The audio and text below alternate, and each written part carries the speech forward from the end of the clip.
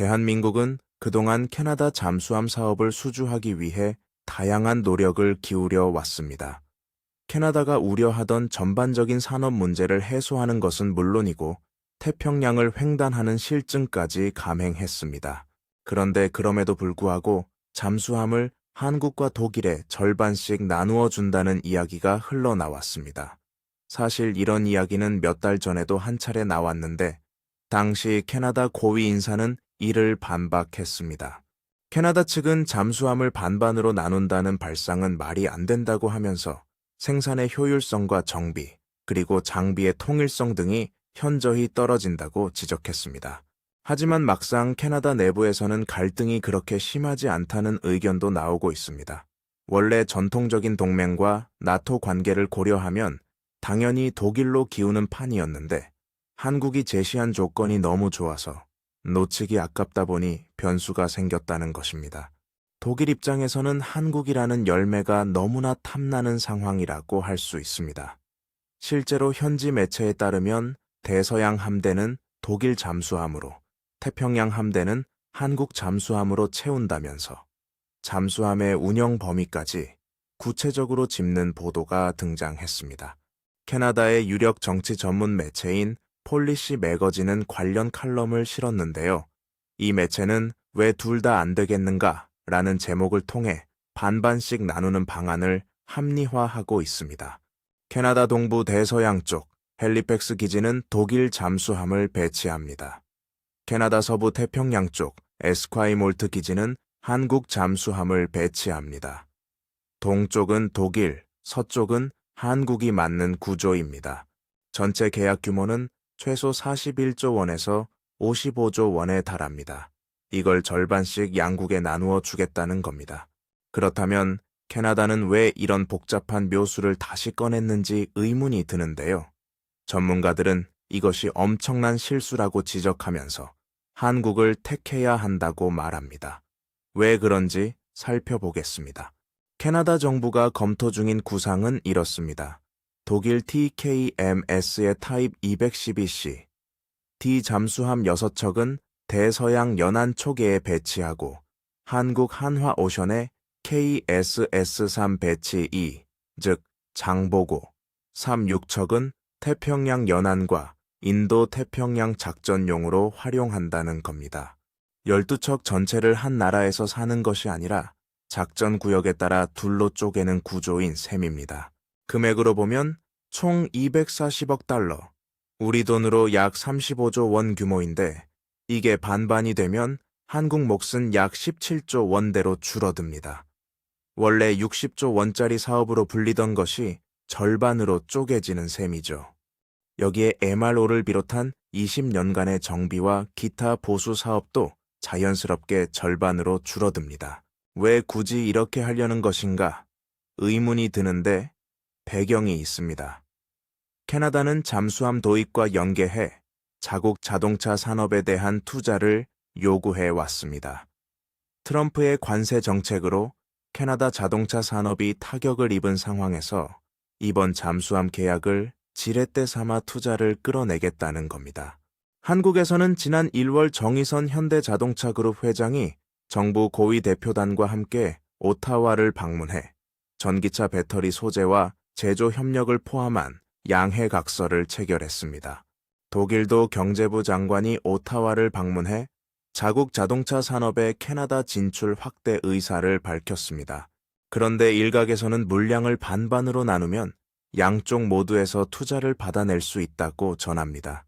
한쪽에만 몰아주면 나머지 한쪽에서 투자를 받기 어렵죠. 양쪽 모두 이미 캐나다의 투자 로드맵을 제시했고 캐나다 입장에서는 어느 하나도 놓치기 싫은 겁니다.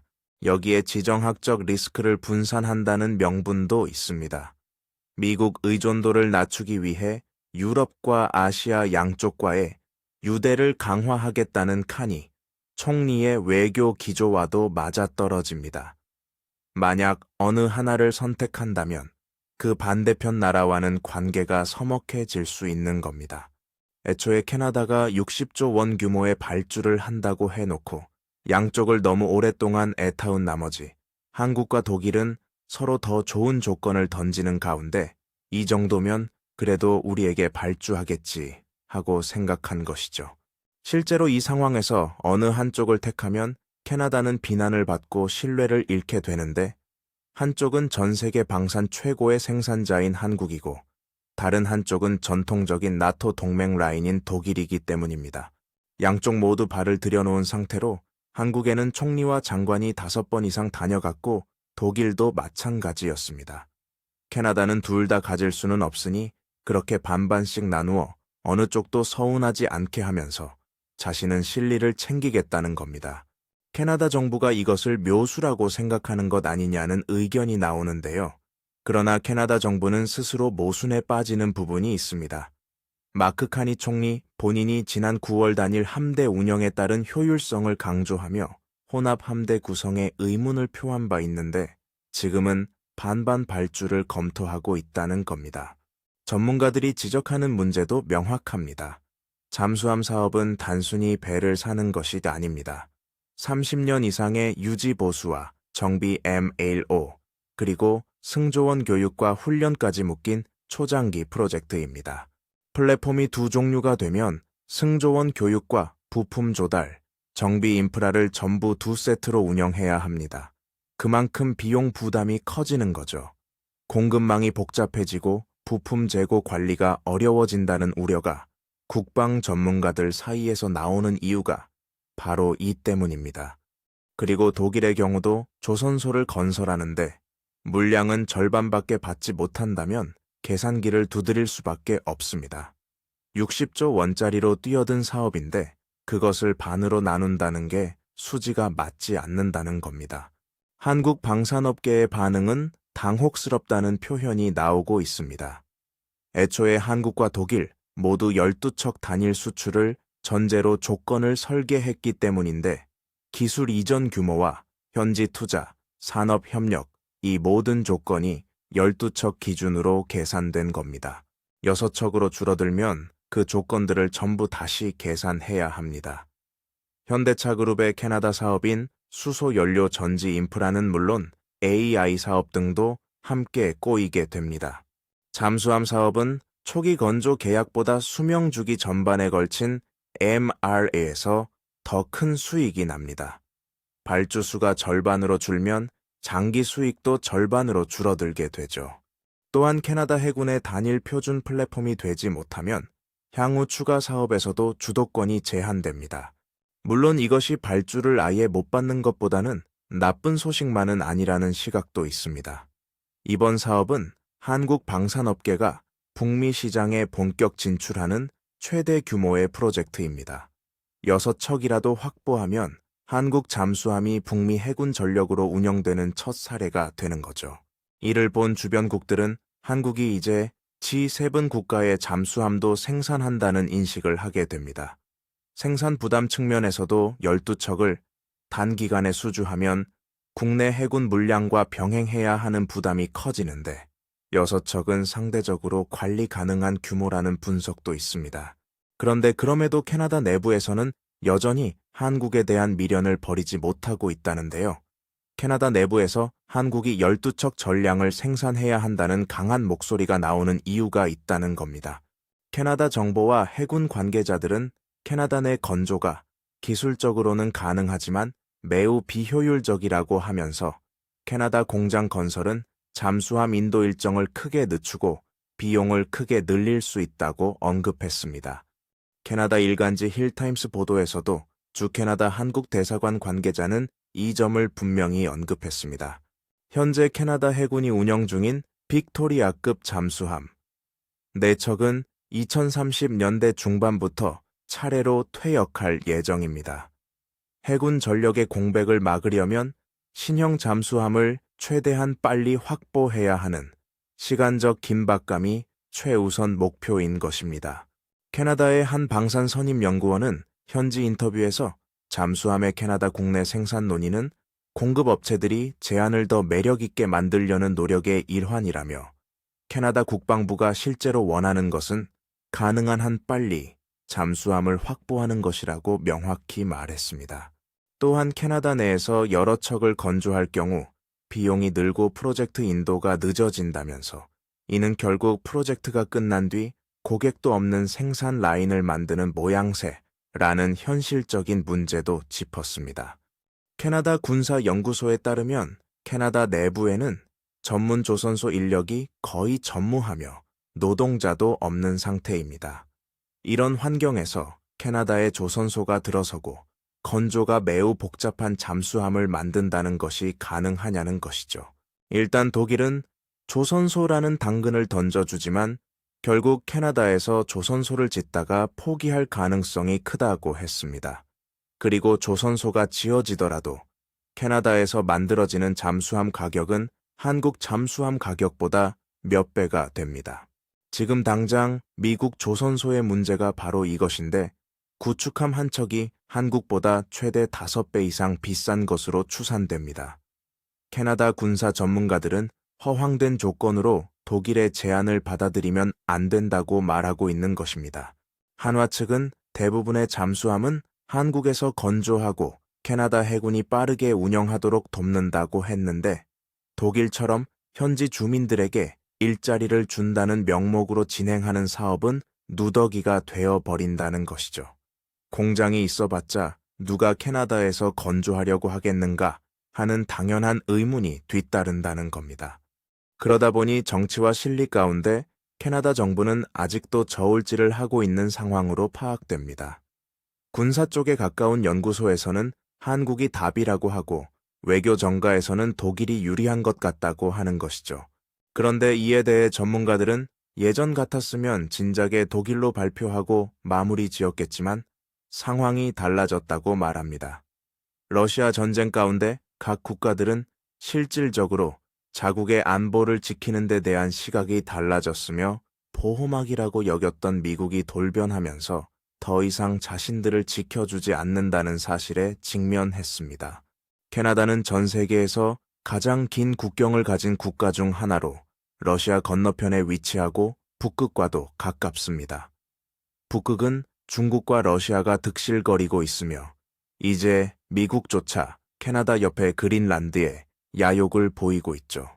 과연 이런 상황에서 정치 외교 노릇을 하면서 독일 방산을 택하는 것이 옳은 일인가 하는 고민이 되는 것입니다. 물론 독일 티센크루프의 잠수함은 세계 최고 수준의 기술력입니다. 한국도 독일에서 잠수함 기술을 많이 배워왔습니다. 하지만 독일은 방산에서 생산 인프라가 한국과 비교가 되지 않을 만큼 느린 모습을 보이고 있습니다. 전쟁이라는 무시무시한 현실 앞에서 당장 무기부터 갖추고 봐야 하는 국제 정세에서는 독일이 최악의 수가 될 수 있습니다. 이런 상황에서 한국의 한화오션은 가장 현실적이고 효율적인 대안을 제시하면서 캐나다 정부의 요구에 부응하고 있습니다. 이미 실전 배치되어 운영 중인 장보고 3급 잠수함을 한국 자체 조선소에서 전량 건조하겠다는 계획인데요. 한화 글로벌 디펜스 사장은 한화오션은 자체 조선소에서 최대 5척의 잠수함을 동시에 지을 수 있는 능력과 설비를 갖췄다며 배송 일정에서 다른 어떤 선택도 따라올 수 없다면서 캐나다가 요구하는 납품 일자를 준수하겠다고 철통 같은 약속을 했습니다. 한국은 2026년 계약 체결 시 2032년 첫 함정을 인도하고 2035년까지 추가 인도를 거쳐 2043년까지 총 12척을 모두 납품할 수 있다며 한치의 빈틈도 없는 구체적인 로드맵을 제시했습니다. 이렇게 일정을 앞당김으로써 캐나다는 낡은 빅토리아급을 조기 퇴역시킬 수 있고 약 15억 캐나다 달러, 우리 돈 약 1조 원에 달하는 유지 보수 비용도 절감할 수 있다는 장점까지 제시한 것으로 확인됩니다. 일각에서는 캐나다 정부가 미국 정부와 달리 일자리를 캐나다 국민들에게 돌려주지 못한다고 비판하기도 합니다. 하지만 캐나다와 미국 모두 북미 지역의 열악한 인프라와 비싼 인건비를 고려하면 조선업은 최악의 선택이 될 수 있습니다. 또한 수년간 현지 인력을 채용할 수는 있겠으나 조선업에서 천문학적인 적자가 발생하고 함정 확보가 늦어집니다. 미국과 캐나다 역시 태평양 지역의 안보와 패권 문제로 중국에 대항할 빠른 함정과 잠수함이 필요한 상황이지만 당장 건조를 시작해도 모자랄 판에 자국의 조선소 건설을 고집한다면 그 속도로는 중국을 이기는 것이 불가능합니다. 중국은 현재 단 하나의 조선소에서만 15척의 함정을 동시에 건조할 수 있는 능력을 가졌을 정도로 무서운 속도를 보이고 있습니다. 여기서 중요한 것은 캐나다 정부와 해군이 한국과 독일 중 누구를 택할지 아직 결정하지 않았지만 의사결정 과정에서 보여준 한국 내 조선소 시설에서의 건조가 당연하다는 그 모습이 제대로 된 것이며 누구 하나 반박하지 않는다는 겁니다. 그렇다고 한화오션이 무조건 한국 내 생산만 고집하는 것도 아닌데요. 폴란드의 경우에는 폴란드 내 생산이 가능하다고 봤습니다. 한화오션은 폴란드 사업에서 1억 달러 투자와 기술 이전을 약속하며 현지화 전략을 펼쳤는데 그것이 가능했기 때문입니다. 반면 빠른 전력 확보와 비용 절감이 최우선인 캐나다에는 한국에서 직접 생산한 뒤 현지 정비를 지원하는 가장 효율적이고 경제적인 방안을 제시하면서 캐나다 정부의 고개를 끄덕이게 만드는 모습을 보였습니다.